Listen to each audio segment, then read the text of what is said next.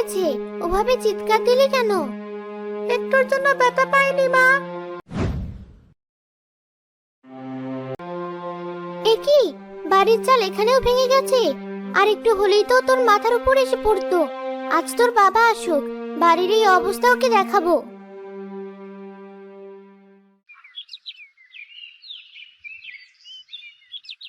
নিশু, নিশুর মা, তোমরা কোথায়? এই তো আমি চলে এসেছি।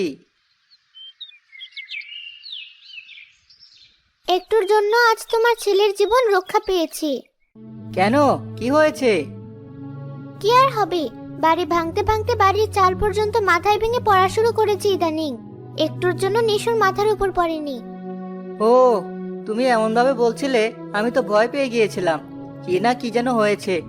এই পুরনো কাঠ আর খড়ের চাল মাথায় ভেঙে পড়লে আর যাই হোক, জীবন যাবে না। এত বড় ব্যাপারটা তুমি এইভাবে উড়িয়ে দিলে। আর কতদিন থাকবো আমরা এই ভাঙা বাড়িতে? অনেকদিন থেকেছি।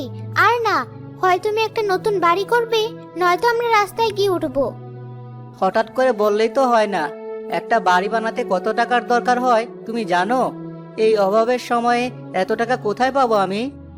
তোমার অভাবের কথা চিন্তা করেই তো আমরা এতদিন কষ্ট করে বাড়িতে থাকলাম। কিন্তু তোমার তো আমাদেরকে নিয়ে কোনো চিন্তাই নেই। ছেলেটা যে একটুর জন্য ব্যথা পায়নি, সেটা নিয়েও মাথা ব্যথা নেই তোমার। আচ্ছা, আমার ভুল হয়ে গেছে। আমাকে কটা দিন সময় দাও, আমি দেখি কিছু করতে পারি কিনা। যা করার তাড়াতাড়ি করো। কবে না জানি চোর এই ভাঙা ঘরে ঢুকে সব চুরি করে নিয়ে যায়। অবশ্য চোরই বার ঘরে ঢুকে কি করবে? আমাদের কিছু থাকলে তো চুরি করবে। আচ্ছা আচ্ছা, তুমি আর মাথা গরম করো না, আমি দেখছি কি করা যায়।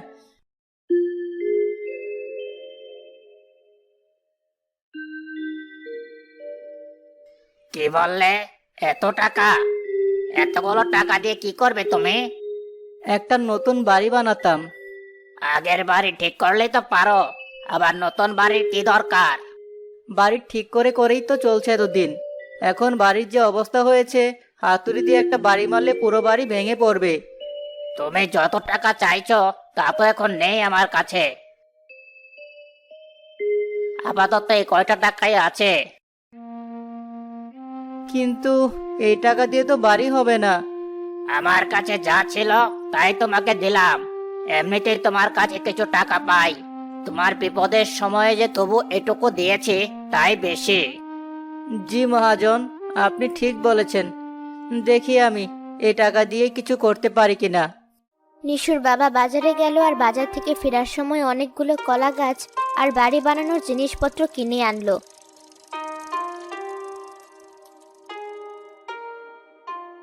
তোমাকে বলেছিলাম নতুন বাড়ি বানানোর কথা, আর তুমি কিনা এতগুলো কলা গাছ কিনে নিয়ে এসেছো। কি করবে এগুলো দিয়ে? ভেলা বানাবে? ভেলা বানাবো কেন? আমাদের স্বপ্নের বাড়ি বানাবো। কলা গাছের বাড়ি আমাদের স্বপ্নের বাড়ি হবে? এর থেকে তো ওই ভাঙা বাড়ি ভালো ছিল। মানুষজন দেখলে কি বলবে? তুমি নতুন বাড়ি বানানোর কথা বলেছো, আমি বানাচ্ছি। তুমি শুধু দেখো বাড়িটা কত সুন্দর হয়। আগের বাড়ির চেয়েও মজবুত হবে এই বাড়ি। বাবা, আমিও তোমার সাথে নতুন বাড়ি বানাবো। আয় বাবা, দুজন একসাথে আমাদের নতুন বাড়ি বানাই। করো তোমাদের যা মন চায়, আমি চললাম। ঘরে অনেক কাজ আছে।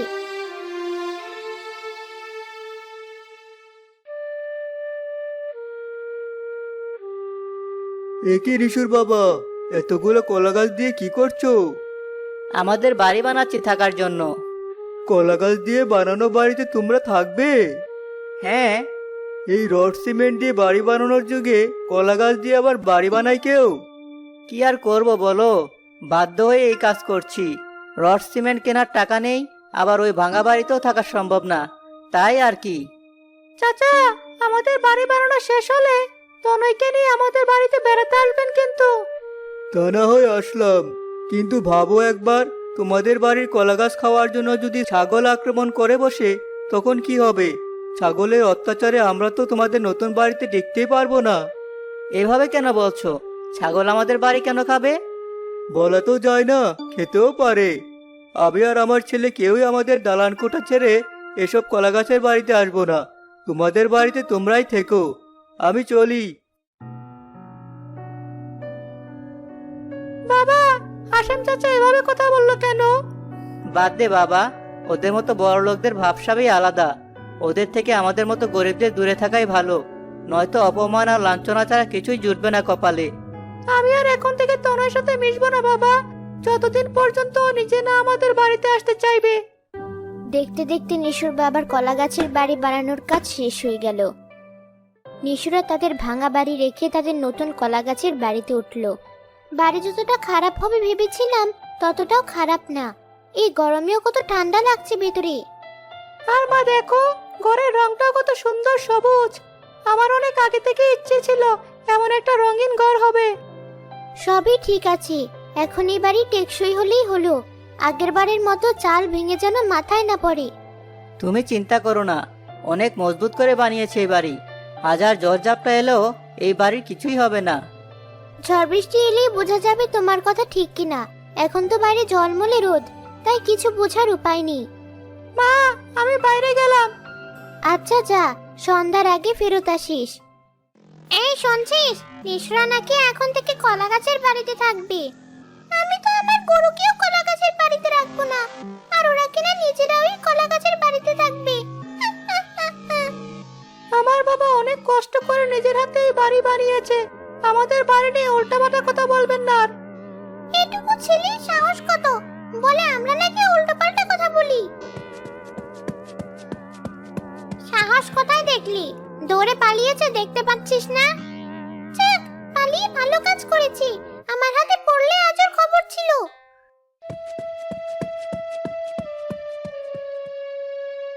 কিরে নিশু, এত তাড়াতাড়ি চলে এলি যে?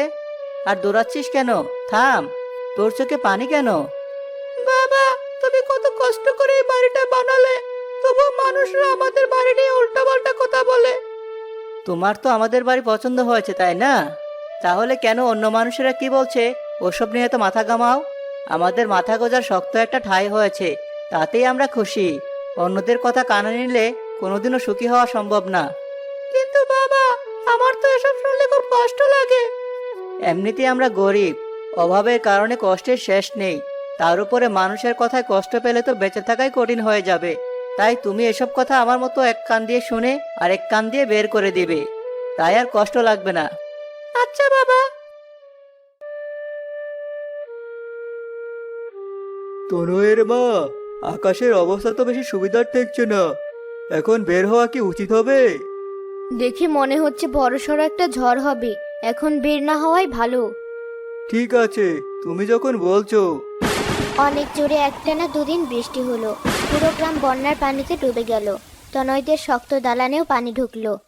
এই পানির যন্ত্রণায় একটা কাজও ঠিকমতো করতে পারছি না। ঘরের দামি দামি সব আসবাবগুলো পানিতে ডুবে নষ্ট হয়ে যাচ্ছে। আমাদের যদি এই অবস্থা হয়, নিশুদের ওই নিচু কলা গাছের বাড়ির কি হয়েছে কে জানে। ব্যাঙে চড়ে একাকার হয়ে গেছে মনে হয়। শোনো, আমি জানি নিশুর বাবা তোমার ছোটবেলার বন্ধু ছিল।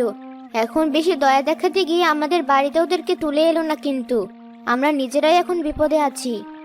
আরে না, তা কেন করব?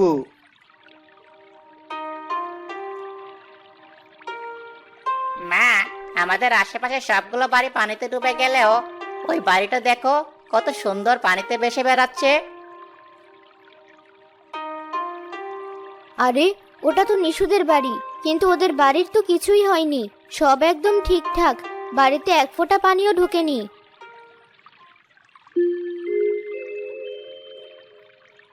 আরে আসেন যে, সব ঠিকঠাক আছে তো? হ্যাঁ, সব ঠিকঠাক, কিন্তু তোমার বাড়ি এত সুন্দর ভেসে বেড়াচ্ছে কি করে? দেখতে হবে না কার বানানো বাড়ি এটা? আর কলা গাছ দিয়ে বানিয়েছি বলেই এমন পানিতে ভেসে বেড়াতে পারছে। বাবা, আমি এই বাড়িতে থাকবো না। বন্যার পানি না নামার আগ পর্যন্ত আমি নিশুদের বাড়িতে থাকতে চাই। হ্যাঁ, আমারও এখানে ভালো লাগছে না। নিশুর বাবা তো তোমার বন্ধু লাগে, তাকে একটু বলে দেখো আমাদের থাকার কোনো ব্যবস্থা করা যায় কিনা। আমি ওই বাড়িতে কখনো যাব না, আর এসব কিছু বলতেও পারবো না। তোমাদের মন চাইলে তোমরা গিয়ে বলো। তনয় আর তনয়ের মা, আপনারা চাইলে এখানে থাকতে পারেন, আমাদের কোনো আপত্তি নেই। এই বন্যার পানিতে বেশি দিন থাকলে আপনাদের জ্বর ঠান্ডা লেগে যাবে। সত্যি? আমরা তাহলে এখনই আসছি। তোমরাই যাও, আমি আমার বাড়িতে একাই থাকবো।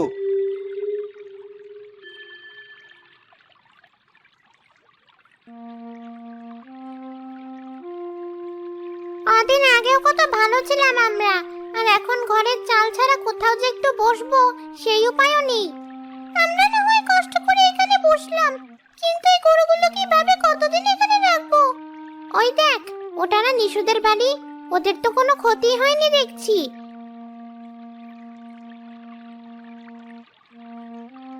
এই প্রথম ওদের বাড়িটা দেখলাম, কত সুন্দর আর বড় একটা বাড়ি, আমাদের গরু ছাগল সব আটবে। চল ওদেরকে বলি আমাদের গরু ছাগলগুলো ওদের বাড়িতে কটা দিনের জন্য যেন রাখতে দেয়। ভুলে গিয়েছিস শিশুকে আমি কি বলেছিলাম? এরপর তো ওরা আমার চেহারাও দেখতে চাইবে না। ওরা দুইজন খুব বিপদে পড়েছে, আমাদের উচিত ওদেরকে সাহায্য করা। না বাবা, ওরাই আমাদের বাড়ি উল্টাপাল্টা কথা বলেছিল। আমি নিশ্চিত এখন আমাদের এই অবস্থা দেখে ওরা ওদের ভুল বুঝতে পেরেছে। কাউকে বিপদে ফেলে আসা ভালো মানুষের কাজ না, চেষ্টা করা উচিত নিজের যথাসম্ভব দিয়ে মানুষের উপকার করা। আচ্ছা বাবা, তুমি যখন বলছো। নিশুর বাবার কথায় সেই মহিলা দুজনও নিশুদের বাড়িতে উঠে এলো। মহাজনও আশেপাশের মানুষের খবর শুনে নৌকা দিয়ে নিশুদের বাড়ি দেখতে এলেন। তুমি তো চমৎকার একটা কাজ করে ফেলেছো। পরের বার কিন্তু আমাকেও এমন একটা বাড়ি বানিয়ে দিতে হবে। জি ধন্যবাদ, আপনি না থাকলে এসব কিছুই সম্ভব হতো না। দরজা খোলার শব্দ পেলাম মনে হয়। তনয়রা ফিরে এলো নাকি? জানতাম ওই কলা গাছের ঘরে তোমরা বেশিক্ষণ থাকতে পারবে না। এসো ভেতরে এসো। কি ব্যাপার, কোনো সারা শব্দ নেই? দরজা দিয়ে কে ঢুকলো তাহলে? আচ্ছা, আমি তাহলে আবার আসবো পরে। বাঁচাও, কেউ বাঁচাও আমাকে। হাসিমের গলা না? ও এত জোরে সাঁতরে এদিকে আসছে কেন? কি হয়েছে?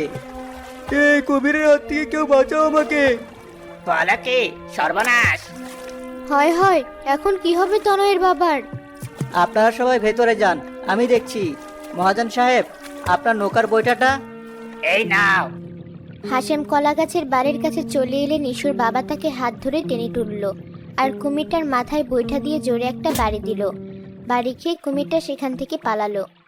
আমার ভুল হয়ে গেছে, তুই আমাকে ক্ষমা করে দে। কিছু টাকা পয়সা হওয়ার পর আমি তোর সাথে সম্পর্ক ছিন্ন করে দিয়েছিলাম। আজ তুই আর তোর এই বাড়ি না থাকলে আমাকে এই কুমিরের পেটে থাকতে হতো এখন।